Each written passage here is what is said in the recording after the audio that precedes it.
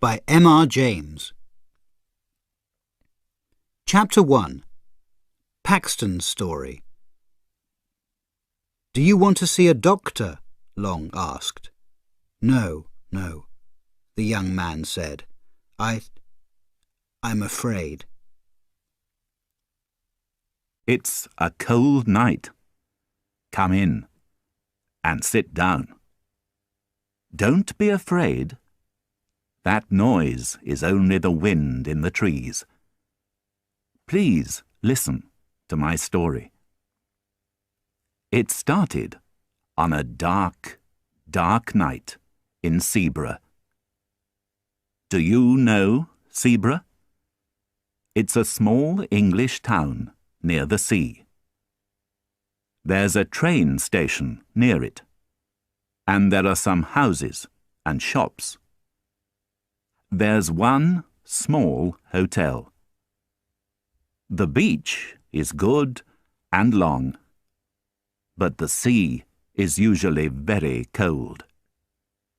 That isn't a problem for me. I don't like swimming. I was at the hotel there with my friend, Henry Long. It was cold that April, and there weren't many people in Seabra. That was good for us, because it was quiet. It was a good holiday. Every day, Long and I walked near the sea. In the evenings, we liked to sit in the hotel and talk. Suddenly, one evening, there was a noise at the door. A young man opened it. "I'm sorry," he said to us. "Please excuse me." "That's okay," I said. "Come in," Long said. The young man came into the light. He was short, and he had dark hair. I looked at his unhappy face. "What's wrong?" I asked. "Are you okay?" "Do you want to see a doctor?" Long asked. No, the young man said. I'm afraid." "Why?" Long asked. The young man didn't answer my friend's question. "Sit down and have a drink," I said. "What's your name?" "Paxton." He didn't say his first name. I don't know it today. "What's wrong, Paxton?" I asked. The young man looked at me and then at Long. His eyes were big and his face was white. "You don't know me," he said. "I understand that. But please believe me. Please." This was very important to him. Then Paxton started his story. Long and I listened for a long time. Here is his story. Paxton was on holiday in Seabra too. He liked old buildings, and there were a lot of them near Seabra. One day, he went on his bicycle to a church near the town. It was a beautiful, small church. There was an old picture on it with 3 crowns. It was very interesting, and Paxton wanted to know about it. There was an old man in the church garden. "Excuse me," Paxton said. "What do you know about this picture?" The old man put down his spade and looked at the young man. "Do you know the story of the 3 crowns?" he asked. "No," Paxton answered. "Seabrugh was always an important place," the old man said. "It is today, too. It's important because it's on the sea." "I don't understand," Paxton said. "The English wanted to protect their country from countries across the sea," the old man said. "They put 3 crowns in the ground near the sea.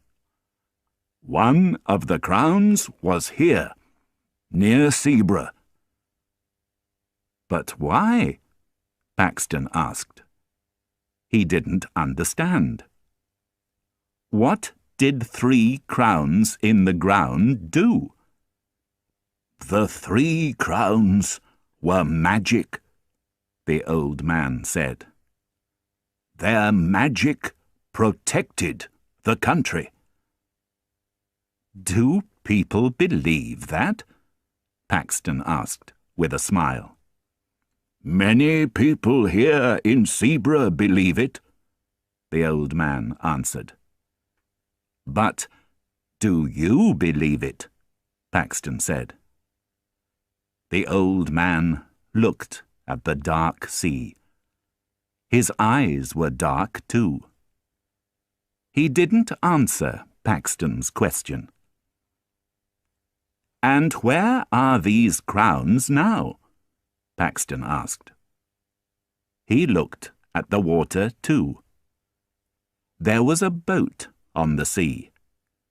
It was small, on the dark water. "That's a difficult question," the old man said. "One of them is in London now. Every day, people on holiday can go and look at it. One of the crowns is in the sea. Now only 1 crown is in the ground, but its magic is working today." "Do you know about the last crown?" Paxton asked. "Where is it?" "I don't know that," the old man said. "Who knows?" Paxton said. "Only the Aegers family." "Who are they?" The old man looked into Paxton's eyes. "Aegers is a very old name in Seabrugh. The Aegers were a family here for many years. Families come and go, but the Aegers always stayed. They never moved away." "Why not?" "The men of the family had a very important job." The old man was quiet now. "The crown protected the country, and the Aegers protected the crown." Paxton didn't believe the old man's story, but it was very interesting to him.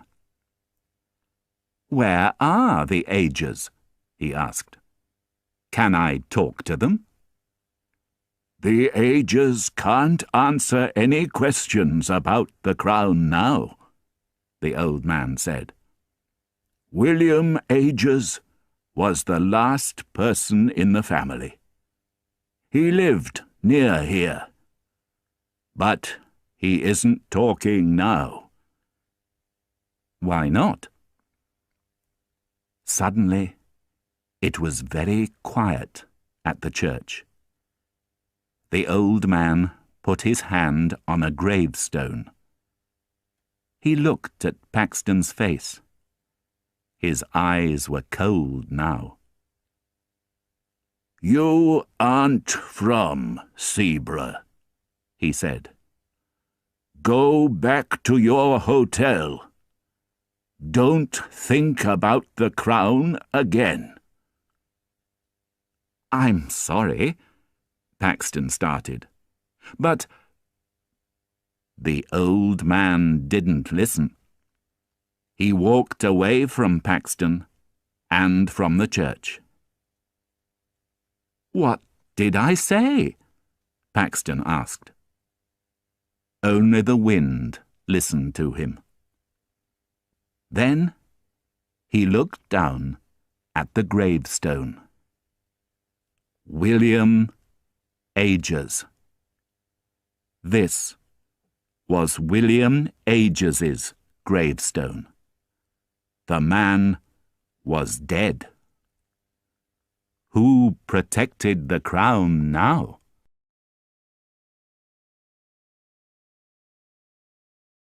Chapter 2. The Man on the Hill. He was there in the sun. He was there in the rain. He was there on cold days. He was always there. Paxton had many questions, but there were no answers here at the church. It was cold now, and the wind was strong. Paxton went back on his bicycle to the town. He didn't want to think about the crown or William Ages.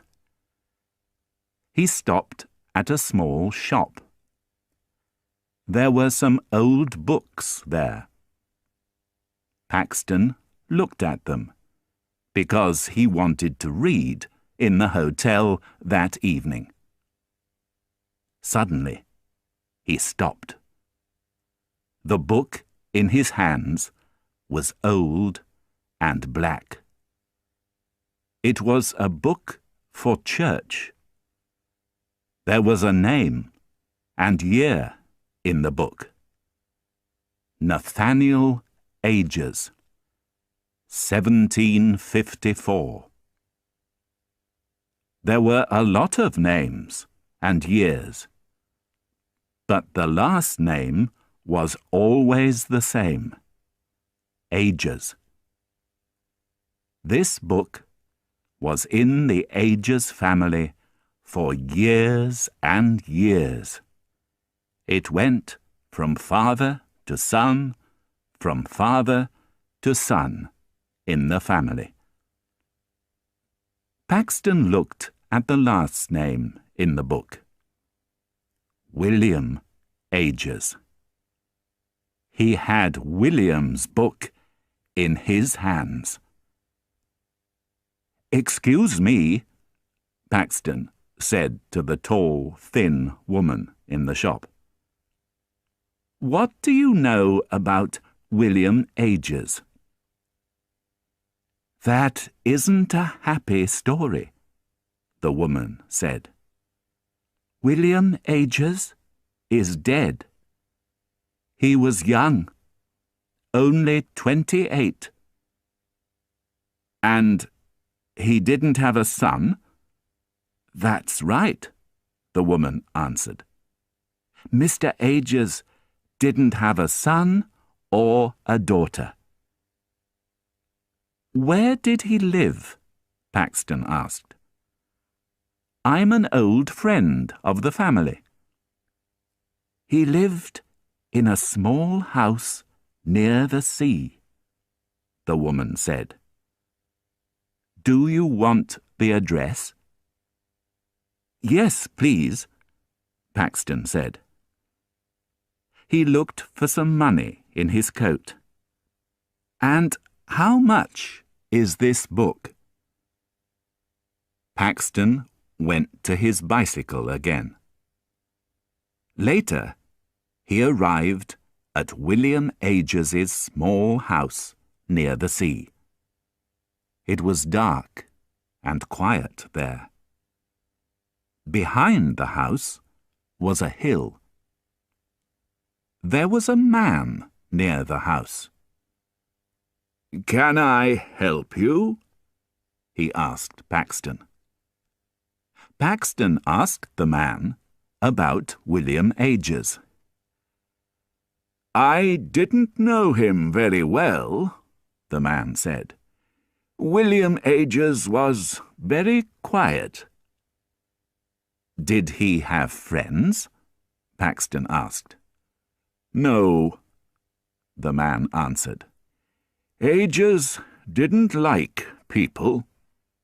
He was never in his house. He was always on that hill. He was there in the sun. He was there in the rain. He was there on cold days. He was always there." "I understand," Paxton said. The man walked away, but Paxton didn't move. He looked at the small hill and smiled slowly. Was the last crown there? It was late now. The room was dark. Long and I looked at Paxton's white face. "And?" Long said. "Was it? Was the crown there?" "Yes, it was," Paxton answered. "But it isn't there now." "Where is it?" I asked. "It's in my room." I didn't believe him. "The crown is here? In this hotel?" I said. Can we see it?" Long asked. Paxton didn't answer. We all listened to the wind. Then he said, "Yes."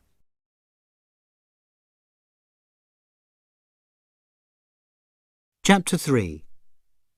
The Shadow in the Night. There was a person near the door to our room. No, it wasn't a person, it was a shadow. Paxton closed the door to his room quickly. Then he put a black bag on the table. "Is it in there?" I asked. Paxton didn't answer. Slowly, he opened the bag. In his hand was a black book. It was very old. Paxton opened it for us. "Can you see the names?" he said. Long looked at the names in the book. "William Ages," he said. But I didn't look at it. No. I looked at the crown in our new friend's hands. It was very old, but it was beautiful. I had a lot of questions. How old was the crown? Was it light or heavy? I moved my hand to the crown. But Paxton shouted, "No!" I stopped asking questions and looked at Paxton. "I'm sorry," he said to me. "But you don't understand my problem. I want to put the crown back in the ground." I didn't believe him. "You can't put it back," I said. "This crown is very important. Telephone the newspapers in London." "No, you don't understand," Paxton said again. His eyes were big and afraid. "Okay, let's go to our room," Long said. "We can talk about the problem there." Paxton put the crown back in the black bag. He went to the door, but then he stopped. "Wait. Go before me and look in your room," he said. "Please." "But why?" Long said. "We're the only visitors in this hotel." But then we remembered the crown in Paxton's black bag. I opened the door, and we looked left and right. There was a person near the door to our room. No, it wasn't a person. It was a shadow. It moved quickly. "Who was that?" Long asked. We were in our room now. "I don't know," I answered. "A hotel worker?" "No, it wasn't a hotel worker," Paxton said. He finished his story for us. Paxton went back to the hotel from William Ages's house that afternoon. In his room, he looked at the Ages's book for a long time. Then he closed the book and went down for some food. Later, he went back to the room. The book was open at William Ages's name. Paxton was afraid. But that didn't stop him. He went to the hill again with his spade. It was dark now, but he didn't stop working. Suddenly, there was a noise. Was it the wind? Paxton looked behind him. Was there a man in the trees? A dark shadow? No, of course not. Paxton started to work again. The spade was heavy now, and it was a difficult job. He wanted to sleep, but he wanted to find the crown too. And then it was there. The crown. Paxton smiled. He put his hands on it. Suddenly, there was a noise behind him again. It wasn't the wind, and it wasn't an animal. It was the noise of a man, an angry man. Paxton looked behind him. Again, no man was there. But wait. Did a shadow move? Paxton didn't know. But he was suddenly very afraid. He quickly put the crown in his bag and started to go back to the hotel. But now, the shadow was with him. It was always behind him. Paxton looked back, and the shadow always moved quickly away. But then it came back. Sometimes it was near him, and sometimes it was far away. Paxton was very afraid. Who, or what, was the shadow? And what did it want from him?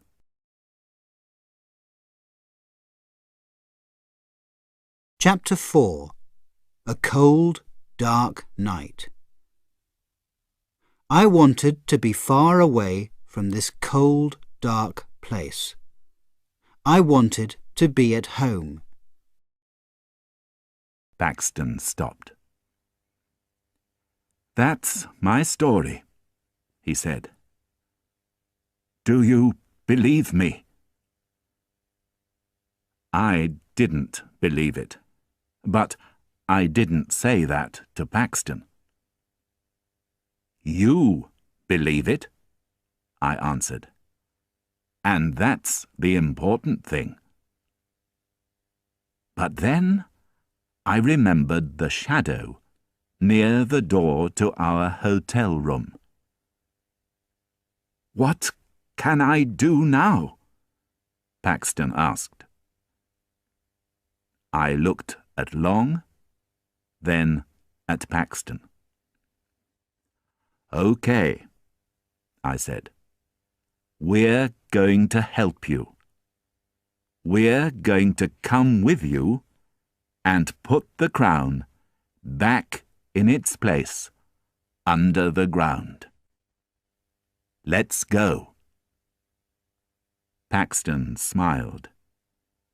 But it wasn't a very happy smile. "Thank you. Thank you," he said. He went to his room. I looked at the window. It was a dark night. Long and I put on our coats and went to the hotel door. Paxton was there in front of the hotel. He had the black bag and the spade in his hands. It was cold, and we walked quickly. We walked near the church. I put my head down and didn't look up. I didn't want to see the gravestone of William Agers that night. "Are we near the place?" Long asked. My friend Henry Long likes walking, but he doesn't usually walk very quickly. "Yes," Paxton answered. Suddenly, I looked left. "What's that?" I said. "What did you see?" Long asked. "There's a man. He's watching us from those trees. I know it." We looked and looked at the trees. There wasn't a man there now. But I was afraid. What did I see? Was it Paxton's shadow? Perhaps his story wasn't wrong. I didn't like this. "Let's be quick," Paxton said. "The shadow knows about us. He's watching us." We arrived at the hill. Paxton didn't wait. He started to work with the spade. Long and I only watched. "Can I help now?" I said to Paxton. But he didn't stop. "This is my job," he said. Then he said to us, give it to me?" We put the bag on the ground near him, but we didn't open it. Paxton did that. I looked at the crown for the last time in Paxton's hands. He finished the job quickly. "Is it in the ground?" I asked him. "Yes." I smiled. But Paxton didn't smile. "Let's go back to the hotel," Long said. "It's very late, and our beds are waiting for us." We started to walk down the hill. Suddenly, Long said, "Remember your coat, Paxton. It's up on the hill." I looked up the hill behind us. Long was right. Paxton's long, dark coat was there on the ground. But our new friend didn't move. "What's wrong, Paxton?" I asked. His face was white. His mouth moved, but he didn't talk. "Are you okay?" Long asked. I didn't bring my coat," Paxton said. "It's in my hotel room." The dark thing on the hill wasn't his coat. But what was it? I looked again. It wasn't there now. We went down the hill very quickly. We didn't talk. We only listened to the noise of the sea. Sometimes I looked behind us. Was that a shadow behind the trees? Did a shadow move in the church garden? Was there a dark shadow behind the gravestones? I didn't know, and I didn't want to know. I wanted to be in my bed. No, I wanted to be far away from this cold, dark place. I wanted to be at home. We arrived at the hotel at 12 o'clock. A hotel worker opened the door for us. He looked at the three of us. "It's a cold night," he said. I was afraid. But I smiled. "Yes, it is." The hotel worker looked up the road behind us. "Did you meet any people on the road?" he asked. "No," Paxton said. "We were the only people in Zebra." "But there was a man behind you," the hotel worker said. Paxton looked back into the night with big eyes. The shadow wasn't there now. The three of us went to our room. Paxton went to the window. "It's okay now," I said to him. "The crown is in its place again. You're not in danger now." Paxton's eyes stayed on the night. "Perhaps," he said. He went to the door. He said, "Thank you," to Long and me. And then he went to his room. "Good night," I said. "Sleep well."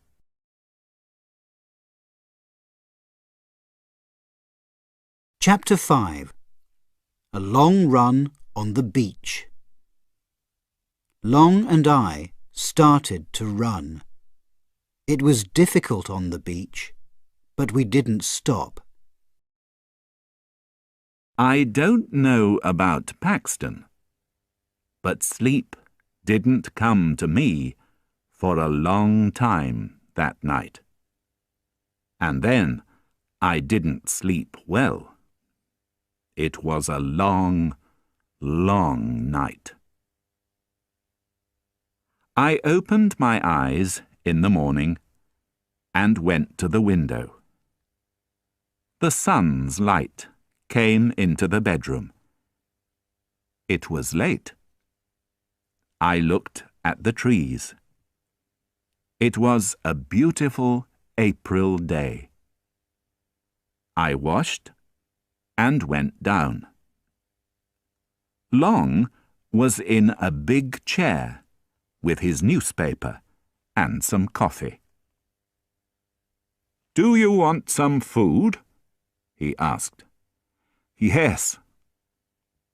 A man was at our table. It was Paxton.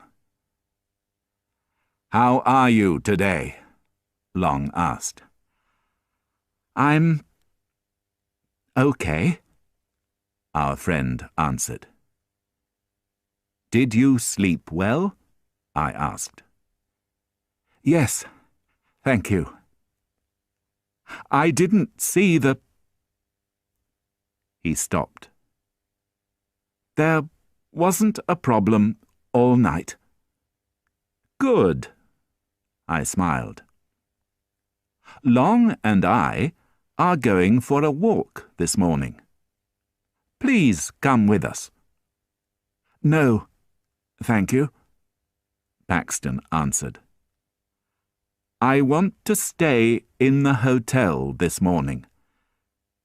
I'm going to write some letters." "This afternoon?" Long said. "Yes, thank you." "Good, good. Let's meet at 3 o'clock, Long said. "Come to our room." We said goodbye to him. Long and I had a good morning. Then we had some food in a cafe in a town near Zebra. "I like this," Long said. "We can have a good holiday again."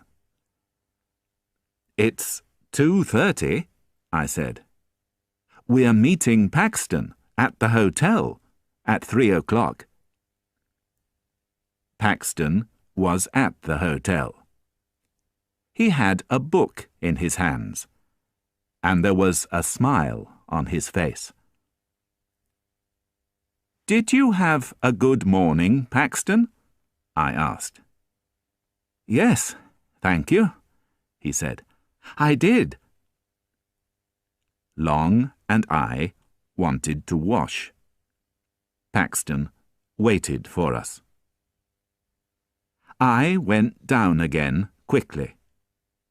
But Paxton wasn't there. Only his book was on the chair. Long came down too. "Where's Paxton?" he asked. "I don't know," I said. "Perhaps he's in his room." But there was no answer at Paxton's door. We looked in the hotel garden, but Paxton wasn't there. I was a little afraid now. A hotel worker came to us. "You're here," she said.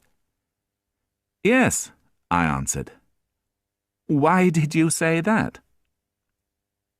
Mr. Paxton isn't here, she said. He wanted to see you and Mr. Long. You were in front of the hotel.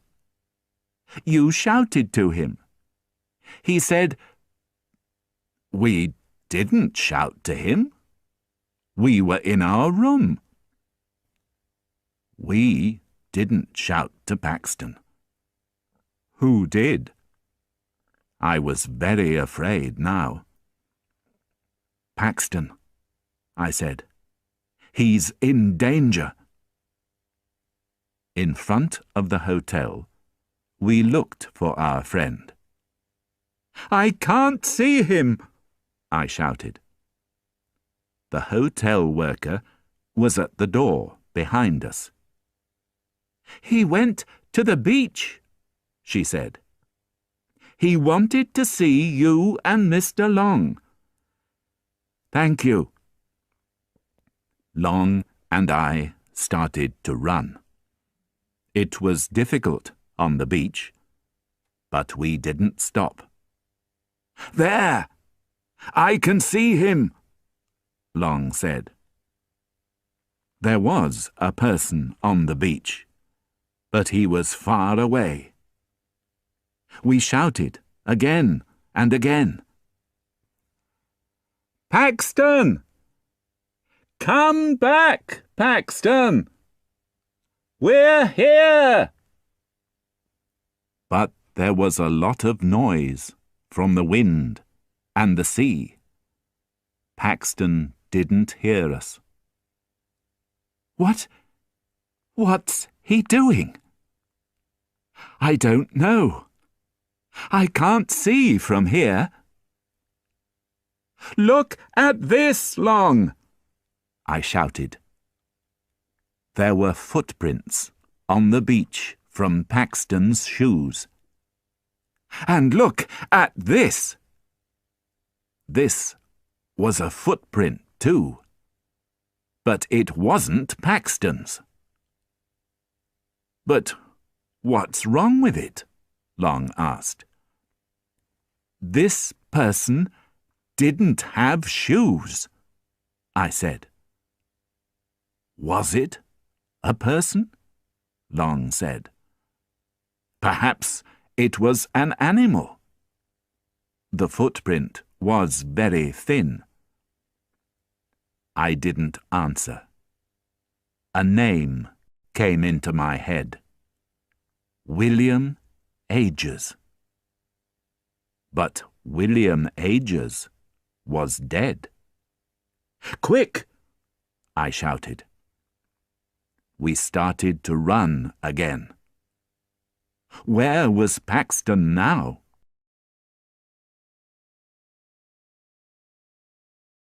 Chapter 6. The Dead Man by the Sea. I don't remember my time at the police station very well. Only questions, questions, questions.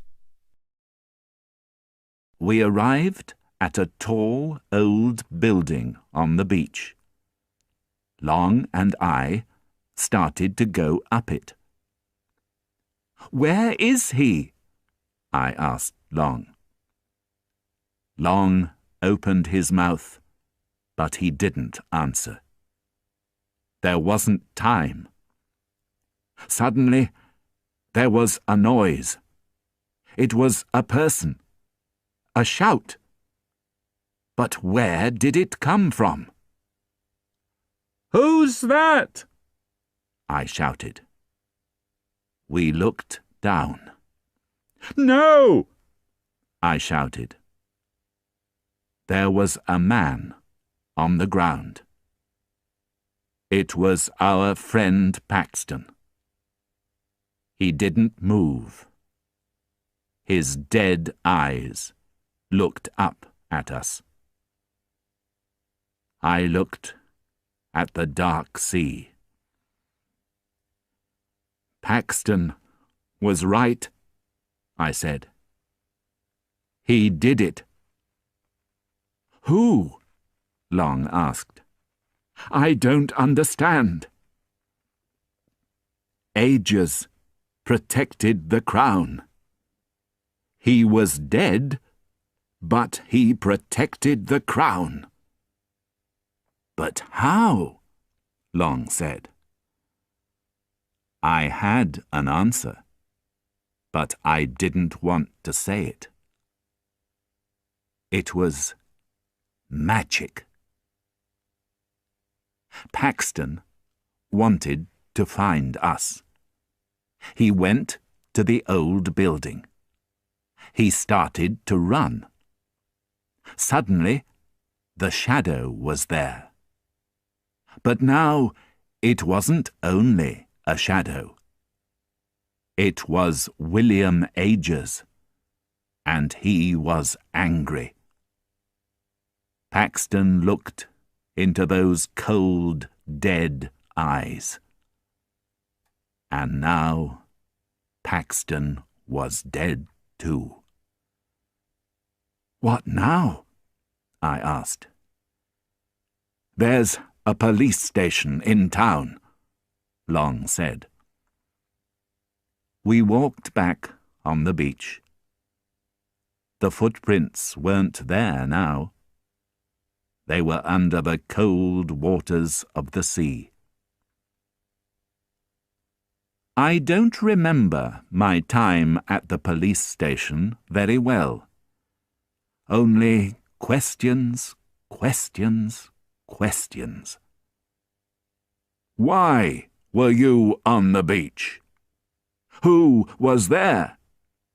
How did you know, Paxton?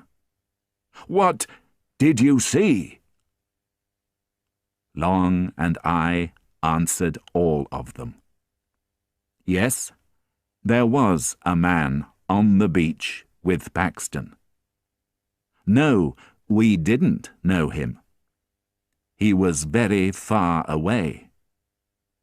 Long and I had the same story, and the police believed us.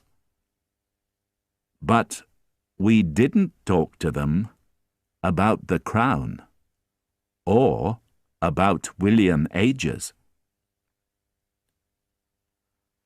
Long and I went away from Zebra. That was my last visit there. I'm never going to go to Zebra again.